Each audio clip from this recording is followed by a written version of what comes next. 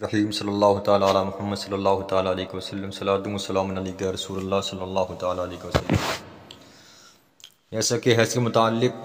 قرآن و حدیث سے کچھ ذکر کیا پہلے پارٹ میں، اس کے بعد حیض کی مدت دوسرے پارٹ میں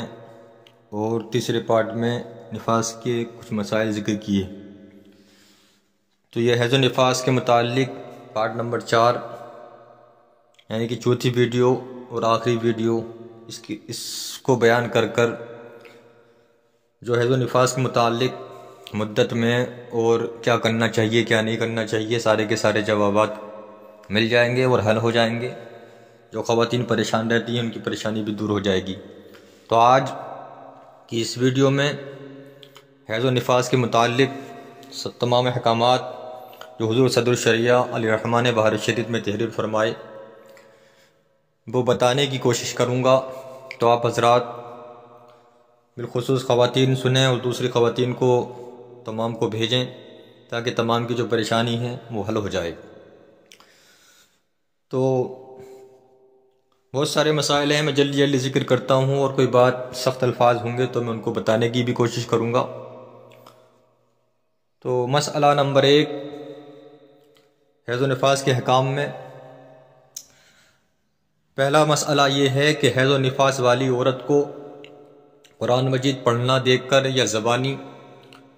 اور اس کا چھونا اگرچہ اس کی جلد یا چولے یا حاشیے کو ہاتھ یا انگلی کی نوک یا بدن کا کوئی حصہ لگے، یہ سب حرام ہے۔ تو پہلے مسئلے میں یہ معلوم ہو گیا کہ قرآن شریف کو دیکھ کر یا بغیر دیکھے پڑھنا اس حالت میں کیا ہے، بالکل جائز نہیں ہے، اور چھونا بھی کیا ہے، بالکل جائز نہیں۔ مسئلہ نمبر 2 کاغذ کے پرچے پر کوئی صورت یا آیت لکھی ہو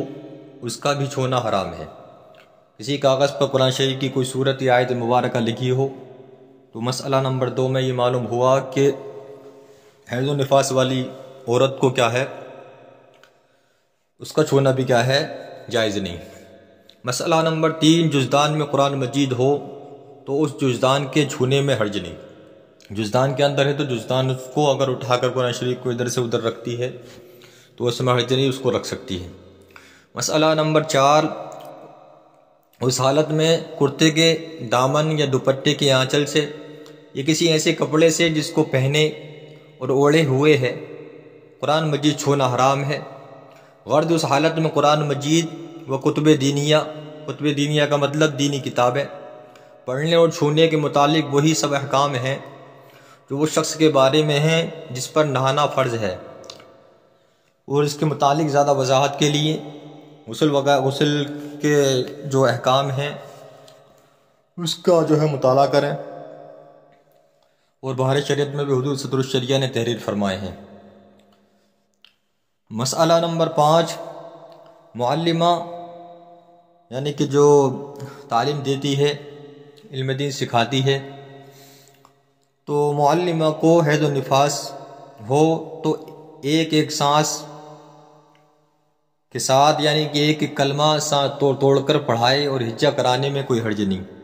تو معلمہ کے لیے قرآن شریف پڑھانے میں اگر پڑھا رہی ہے قرآن شریف یا کوئی قاعدہ یا کچھ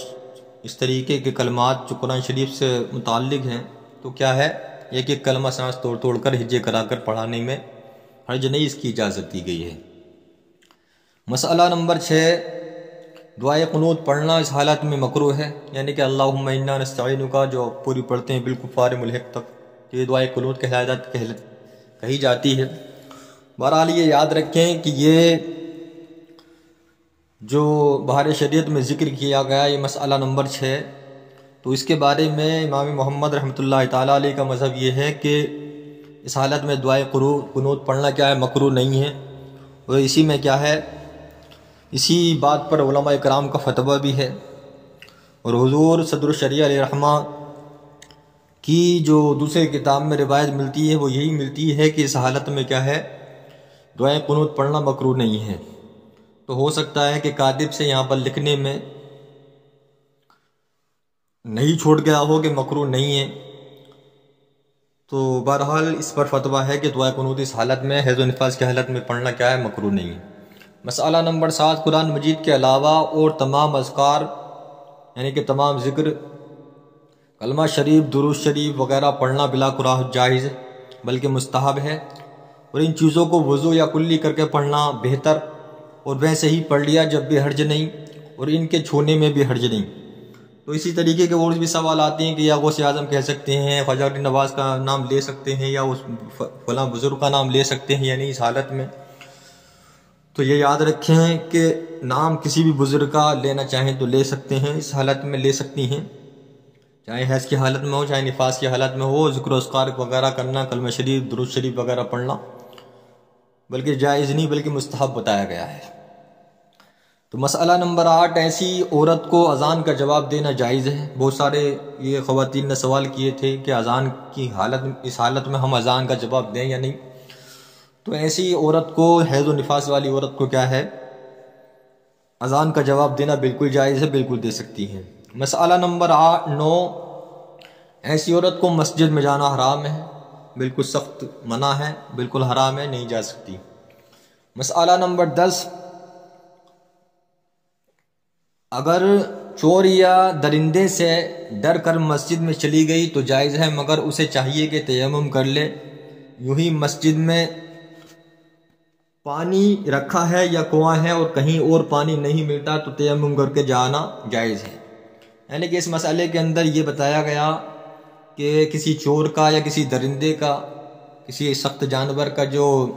کاٹتا ہو تو وہ پیچھا کر رہا تھا، یا اس کے ڈر سے مسجد میں اگر گھس گئی کوئی عورت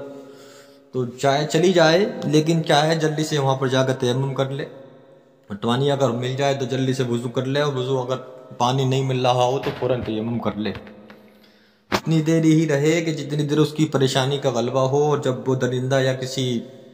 چور وغیرہ کا جو ڈر وہ ختم ہو جائے تو اس کو فوراً حکم یہ ہے کہ فوراً کیا ہے وہ مسجد سے نکل جائے۔ مسئلہ نمبر 11، عیدگاہ کے اندر جانے میں حرج نہیں۔ اگر کوئی خاتون عیدگاہ کے اندر چلی گئی تو اس حالت میں کیا ہے، ناجائز نہیں ہے، حرام نہیں ہے، جا سکتی۔ مسئلہ نمبر 12، ہاتھ بڑھا کر کوئی چیز مسجد سے لینا جائز ہے؟ اس کے متعلق، حیض کے متعلق حدیث پاک، چند حدیث پاک ذکر کی تھی، تو اس میں نے یہ ذکر کیا تھا کہ حضور صلی اللہ تعالی علیہ وسلم کو حضرت عائشہ صدیقہ مسجد کے اندر سے ہاتھ بڑھا کر کیا ہے، مصلی وغیرہ کوئی سامان وغیرہ دیا کرتی تھیں، کنگھی وغیرہ کیا کرتی تھیں۔ تو کوئی چیز مسجد ہاتھ بڑھا کر اٹھانا کیا ہے، جائز سے لے سکتی ہیں۔ مسئلہ نمبر 13، خانہ کعبہ کے اندر جانا، اس کا طواف کرنا، اگرچہ مسجد حرام کے باہر سے ہو، ان کے لیے حرام ہے۔ مسئلہ نمبر 14، اس حالت میں روزہ رکھنا، نماز پڑھنا حرام ہے؟ نماز روزے کی حیض و نفاس والی عورت کو بالکل اجازت نہیں۔ مسئلہ نمبر 15، ان دنوں میں نمازیں معاف ہیں، ان کی قضا بھی نہیں، اور روزوں کی قضا اور دنوں میں رکھنا فرض ہے۔ یعنی رمضان المبارک کے مہینے میں اگر حیض و نفاس کی حالت میں ہو گئی کوئی عورت یا کوئی لڑکی تو اس میں نمازیں معاف، نمازیں تو ہر مہینے میں جو خون آتا ہے معاف ہیں، لیکن رمضان المبارک میں اگر اس طریقے کا واقعہ پیش آیا تو ان دنوں کی، روزوں کی کیا ہے، جتنے دن آیا، جتنے دن ناپاک رہی، ان کی کیا ہے، روزوں کی قضا کرنا فرض ہے، ضروری ہے۔ اب ایک بات ذہن میں آتی ہے کہ نمازوں کی قضا کیوں نہیں، تو اس کا جواب یہ ہے کہ نمازوں کی قضا اس لیے نہیں رکھی گئی کہ عورتوں کو اگر نمازوں کی قضا رکھی جاتی اس حالت میں تو ان کی بہت ساری نمازیں ان پر ہو جاتی ہیں، کیونکہ ہر مہینے آتے ہیں، اور حیض و نفاس کا بھی زمانہ بہت طویل ہو جاتا ہے، کسی عورت کو 40 دن، کسی کو 1 مہینہ۔ تو اسی وجہ سے نمازوں کو معاف کیا شریعت نے اور روزوں کو برقرار رکھا ہے۔ مسئلہ نمبر 16، نماز کا آخری وقت ہو گیا، ابھی تک نماز نہیں پڑھی کہ حیض آیا یا بچہ پیدا ہوا تو اس وقت کی نماز معاف ہو گئی، اگرچہ اتنا تنگ وقت ہو گیا ہو کہ اس کی نماز کی گنجائش نہ ہو۔ تو نماز کا آخری وقت ہو گیا ہو اور ابھی تک اس نے نماز نہیں پڑھی تھی، اور حیض یا نفاس وغیرہ بچے کی پیدائش کا وقت آ گیا تو اب وہ نماز کیا ہے، معاف ہے۔ مسئلہ نمبر 16، نماز پڑھتے میں حیض آ گیا یا بچہ پیدا ہوا تو وہ نماز معاف ہے، البتہ اگر نفل نماز تھی تو اس کی قضا واجب ہے۔ یعنی کہ فرض نماز پڑھ رہی تھی یا سنت پڑھ رہی تھی تو وہ نماز ہی کی حالت میں اگر ناپاک ہو گئی تو وہ نماز اس کی کیا ہے، معاف ہے اب آگے نہ پڑھے، لیکن اگر نفلی نماز پڑھ رہی تھی تو بعد میں جب پاک ہو تو اس نماز کی قضا کر لے، وہ قضا کرنا واجب ہے۔ مسئلہ نمبر 18، نماز کے وقت میں وضو کر کے اتنی دیر تک ذکر الہی، درود شریف اور دیگر وظائف کا مطلب دوسرے وظائف پڑھ لیا کرے جتنی دیر تک نماز پڑھا کرتی تھی کہ عادت رہے۔ تو مسئلہ نمبر 18 میں یہ بات بہت اچھی طریقے سے عورتیں لڑکیاں جو ہے دماغ میں رکھیں کہ کوشش کیا کریں کہ ہر نماز کے وقت کیا ہے وضو کر کیا ہے ذکر الہی کی عادت بنائے رکھیں، تاکہ وہ نماز کی جو عادت تھی وہ نماز کی عادت بھی برقرار رہے گی، ان کو ثواب بھی ملے گا۔ مسئلہ نمبر 19، حیض والی کو 3 دن سے کم خون آ کر بند ہو گیا تو روزے رکھے اور وضو کر کے نماز پڑھیں، نہانے کی ضرورت نہیں۔ پھر اس کے بعد اگر 15 دن کے اندر خون آیا تو اب نہائے اور عادت کے دن نکال کر باقی دنوں کی قضا پڑھ لے، اور جس کی کوئی عادت نہیں وہ 10 دن کے بعد کی نمازیں قضا کرے۔ ہاں اگر عادت کے دنوں کے بعد یا بے عادت والی نے 10 دن کے بعد غسل کر لیا تھا تو ان دنوں کی نمازیں ہو گئیں، قضا کی حاجت نہیں، اور عادت کے دنوں سے پہلے کے روزوں کی قضا کریں اور بعد کے روزے ہر حال میں ہو گئے۔ مسئلہ نمبر 20، جس عورت کو 3 دن رات کے بعد یعنی 3 دن 3 رات کے بعد حیض بند ہو گیا اور عادت کے دن ابھی پورے نہ ہوئے، یعنی نفاس کا خون عادت پوری ہونے سے پہلے بند ہو گیا تو بند ہونے کے بعد ہی غسل کر کے نماز پڑھنا شروع کر دے اور عادت کے دنوں کا انتظار نہ کرے۔ بہت ساری خواتین اور عادت کا انتظار کرتی ہیں، تو اس مسئلے نمبر 20 میں یہ بتایا گیا کہ عادت کا انتظار نہ کریں، اگر بند ہو گیا تو کیا ہے غسل کر کیا ہے نماز وغیرہ، اور رمضان المبارک کا مہینہ ہے، روزوں کا مہینہ ہے تو روزے رکھنا شروع کرتے ہیں۔ مسئلہ نمبر 21، عادت کے دنوں سے خون متجاوز ہو گیا، یعنی کہ عادت کے دن 10 دن تھے، وہ عادت کے دن 5 دن تھے، 6 ہو گئے، 7 ہو گئے، تو حیض میں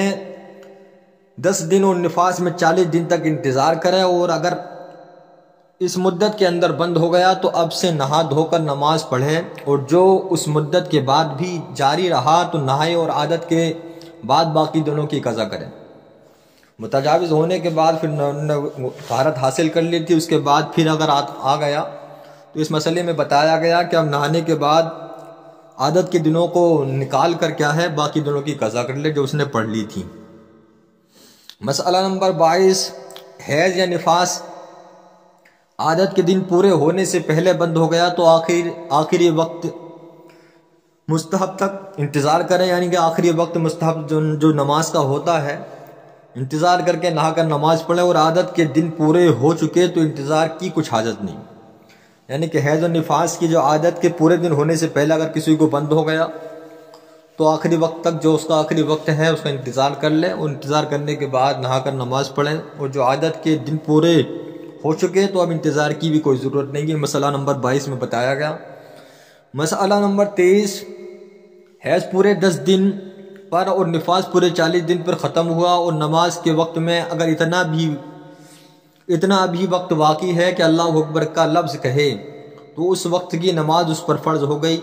نہا کر اس کی قضا پڑھے، اور اگر اس سے کم میں بند ہوا اور اتنا وقت ہے کہ جلدی سے نہا کر وہ کپڑے پہن کر ایک بار اللہ اکبر کہہ سکتی ہے تو فرض ہو گئی، قضا کرے ورنہ نہیں، یعنی کہ اللہ اکبر کہنے کا وقت اگر ملا ہے پاک ہونے کے بعد تو اس پر وہ نماز فرض ہے، جلدی سے پاک کی حاصل کرنے کے بعد نماز ادا کر لے، اور اگر اللہ اکبر کہنے کے برابر وقت نہ ملا تو وہ نماز اس پر قضا پڑھنے کی حاجت نہیں، اور اگر وقت مل گیا اتنا تو وہ نماز اگر جلدی سے طہارت حاصل کر لی تو ابھی پڑھ لے، اور طہارت حاصل نہ کر سکی تو اس نماز کی قضا کرنی پڑے گی۔ یہ مسئلہ نمبر 30 میں بتایا گیا۔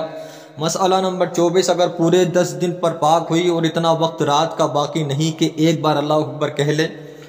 تو اس دن کا روزہ اس پر واجب ہے۔ جو کم میں پاک ہوئی اور اتنا وقت ہے کہ صبح صادق ہونے سے پہلے نہا کر کپڑا پہن کر اللہ اکبر کہہ سکتی ہے تو روزہ فرض ہے، اگر نہا لے تو بہتر ہے، ورنہ بے نہائے نیت کر لے اور صبح کو نہا لے۔ جو اتنا وقت بھی نہیں تو اس دن کا روزہ فرض نہ ہوا، البتہ روزے داروں کی طرح رہنا واجب ہے۔ کوئی بات ایسی جو روزوں کے خلاف ہو، مثلا کھانا پینا، یہ حرام ہے۔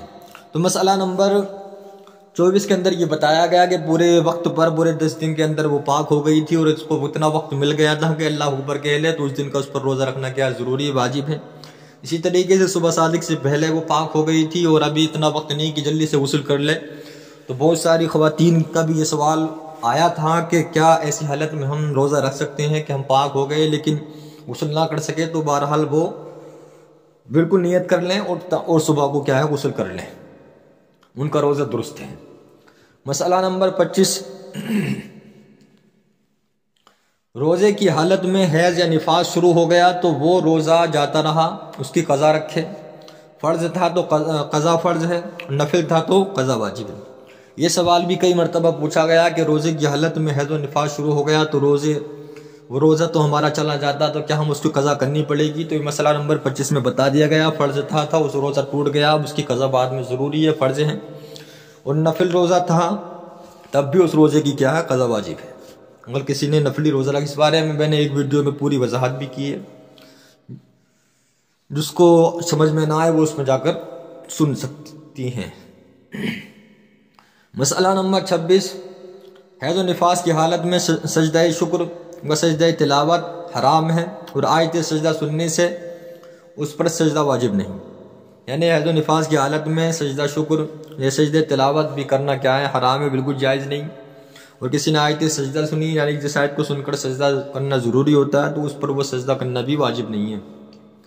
مسئلہ نمبر 27، سوتے وقت پاک تھی اور صبح سو کر اٹھی تو اثر حیض یعنی حیض کا اثر دیکھا تو اسی وقت سے حیض کا حکم دیا جائے گا۔ عشاء کی نماز اگر نہیں پڑھی تھی تو پاک ہونے پر اس کی قضا فرض ہے۔ سوتے وقت وہ پاک تھی لیکن جب سوئی تھی تو صبح اٹھی تو ناپاک، اس نے حیض کے اثرات پائے اور حیض کی حالت پائی، تو اگر عشاء کی نماز اس نے نہیں پڑھی تھی تو پاک ہونے کے بعد وہ عشاء کی نماز پر پڑھنا ضروری ہے، وہ حیض کی حالت مانی جائے گی۔ مسئلہ نمبر 28، حیض والی سو کر اٹھی اور گدی پر کوئی نشان حیض کا نہیں تو رات ہی سے پاک ہے، نہا کر عشاء کی قضا پڑھے۔ حیض والی سوئی تھی اور صبح کو کیا ہے وہ حیض جو آنا تھا وہ بند ہو گیا تو اب صبح کو کیا ہے وہ پاک ہو کر غسل کر کیا ہے عشاء کی قضا پڑھے۔ مسئلہ نمبر 29، ہم بستری یعنی جمع اس حالت میں حرام ہے، اس کے بارے میں بھی وضاحت ہم نے کر دی ہے، اور میں گزارش کروں گا کہ ہمارے مسائل فتاوی چینل آپ بھی اگر ابھی شامل نہ ہوئی ہوں یا نہ ہوئے ہوں تو شامل ہو جائیں اور دوسروں کو بھی شامل کریں ثواب کی نیت سے، یا آپ کی زندگی کے ضروری سوالات اور ضروری مسائل بیان کیے جاتے ہیں۔ تو مسئلہ نمبر 29، ایسی حالت میں جمع جائز جاننا کفر ہے۔ کوئی یہ سوچے کہ اس حالت میں جمع کرنا جائز ہے تو یہ کیا ہے کفر ہے، اور حرام سمجھ کر اگر کسی نے کر لیا تو سخت گناہ گار، اس پر توبہ فرض ہے، اور آمد کے زمانے میں کیا تو 1 دینار اور قریب ختم کے کیا تو نصف دینار خیرات کرنا مستحب ہے۔ اس مسئلے کا مختصر مطلب یہ ہے کہ ایسی حالت میں یعنی حیض و نفاس کی حالت میں جمع کرنا کیا ہے بالکل جائز نہیں ہے، جو جائز زمانے میں کفر ہے، اور حرام سمجھ کر لیا تب بھی سخت گناہ گار، توبہ اس پر ضائع فرض ہے۔ آمد کے زمانے میں مطلب حیض و نفاس کے زمانے میں اس نے کیا اور تو اس پر کیا ضروری ہے کہ وہ 1 دینار کیا ہے خیرات کرے، اور اگر وقت ختم ہونے والا تھا یعنی حیض و نفاس کا زمانہ بالکل ختم ہونے والا تھا، آخری وقت میں اس نے کیا تو اب کیا ہے نصف دینار یعنی آدھا دینار کیا ہے خیرات کرنا مستحب ہے۔ اس کے بارے میں اس حیض و نفاس حیض کے جو متعلق قرآن و حدیث کے چند میں نے بیان کی تھی، اس میں نے یہ بات کا ذکر کیا تھا، جس کو سننا ہو وہ پارٹ نمبر 1 میں سن لیں۔ مسئلہ نمبر 32، ناف سے اوپر اور گھٹنے سے نیچے چھونے یا کسی طرح کا نفع لینے میں کیا ہے کوئی حرج نہیں، یوں ہی بوس و کنار بھی جائز ہے، یعنی ناف سے اوپر اور گھٹنے سے نیچے حیض و نفاس کی حالت میں کسی طرح کی کا نفع لینا کیا ہے نفع لینے میں کوئی حرج نہیں ہے، اسی طریقے سے بوس و کنار بھی کیا ہے جائز ہے۔ مسئلہ نمبر 33، اپنے ساتھ کھانا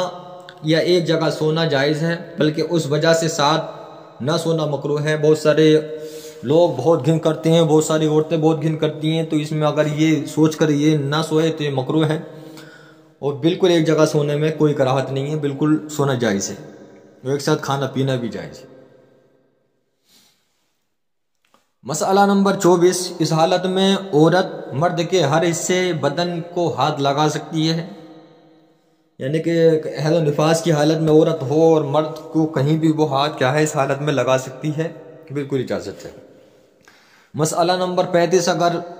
ہمراہ سونے میں غلبہ شہوت اپنے کو قابو میں نہ رکھنے کا احتمال ہو تو ساتھ نہ سوئے، اور اگر گمان غالب ہو تو ساتھ سونا گناہ ہے۔ یعنی کہ مسئلہ نمبر 35 میں یہ بتایا گیا کہ ساتھ سونے میں شہوت کا بہت زیادہ غلبہ ہو اور اپنے کو قابو میں نہ رکھ سکے گا یا نہ رکھ سکیں گے دونوں، تو اب بہتر ہے ان کے لیے کہ اپنے ساتھ نہ سوئیں، اور پورا یقین ہے کہ ساتھ سونے میں کچھ بھی شہوت وغیرہ کا غلبہ نہیں آئے گا تو بالکل سو سکتے ہیں۔ مسئلہ نمبر 36، پورے 10 دن پر ختم ہوا تو پاک ہوتے ہی اس سے جمع جائز ہے، یعنی کسی عورت کے 10 دن پورے ہونے کے بعد کیا ہے حیض ختم ہوا تو اس عورت سے جمع کیا ہے جائز ہے، اگرچہ اب تک غسل نہ کیا ہو، اگر غسل نہ بھی کیا ہو پورے 10 دن پر ختم ہوا تو وہ کیا ہے جمع اس سے کیا ہے جائز ہے، مگر مستحب یہ ہے کہ اس کو نہانے کے بعد جمع کرے، مستحب کا مطلب ثواب۔ مسئلہ نمبر 37، 10 دن سے کم میں پاک ہوئی تو تا وقت کے غسل نہ کر لے، یا وہ وقت نماز جس میں پاک ہوئی گزر نہ جائے جمع جائز نہیں، اور اگر وقت اتنا نہیں کہ اس میں نہا کر کپڑے پہن کر اللہ اکبر کہہ سکے تو اس کے بعد کا وقت گزر جائے یا غسل کر لے تو جائز ہے، ورنہ نہیں۔ تو اس مسئلے کے اندر یہ بتایا گیا کہ 10 دن سے کم میں پاک ہوئی، یعنی کہ 10 دن سے بھی کم میں پاک ہوئی جو اس کی مدت تھی، یا اس سے کم میں پاک ہوئی،